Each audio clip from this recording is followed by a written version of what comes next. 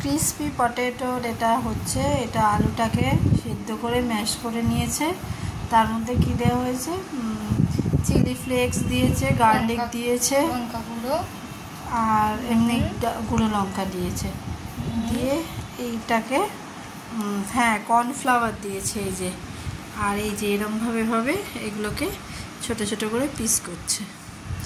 এটা আমার মেয়ের রেসিপি, এটা কীরকম তো এই যে সুন্দর করে পিস করছে ধৈর্য নিয়ে।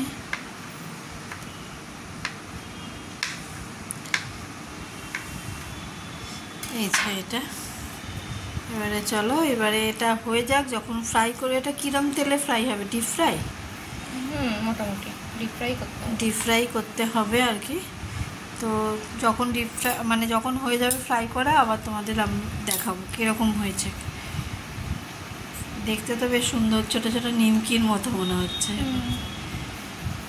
এই দেখো ছেলে গেছে পড়ে ঠরে এখন নিচে সাইকেল চালাতে, এখন 8:30 বাজে।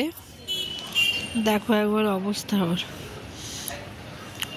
এমন একটা কালার পড়েছে ওকে বোঝাই যাচ্ছে না, বন্ধুর সাথে কথা বলছে। দাঁড়া তোমাদের দেখাবো হ্যাঁ কিরকম ও সাইকেল শিখেছে।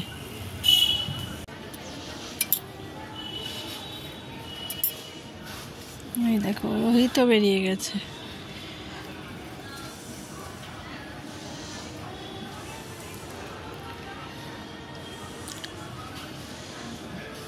এই দেখো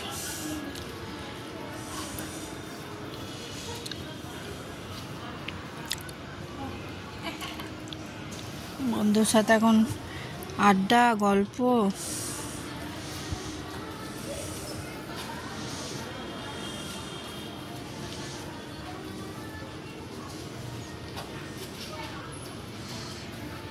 দেখো বন্ধু একদম বিশাল, সঙ্গে সঙ্গে চলে এসছে।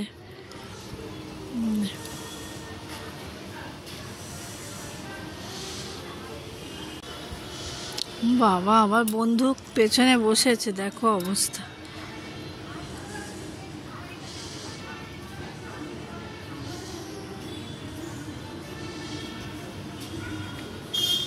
এমনি পারে না, আবার বন্ধুকে নিয়ে চালাচ্ছে, দেখো। এই যে হয়ে গেছে এইটা, এই যে তোমাদের দেখাচ্ছিলাম, এটা ভাজা হয়েছে, ডিপ ফ্রাই করা হয়েছে। এই যে সস আছে আর এখানে মেয়োনিজ আছে, মেয়ে বানিয়েছে।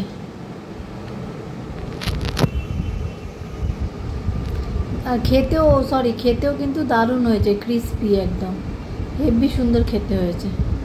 তোমরাও বাড়িতে কিন্তু বানাতে পারো, একদম সোজা প্রসেস, খুব ভালো। আর তোমরা যদি মনে করো এতে একটুখানি, আমরা জিরে খাওয়া হয় না, এতে জিরে দিলেও কিন্তু খুব একটা ভালো স্বাদ হয়, আমরা খাই না বলে তাই।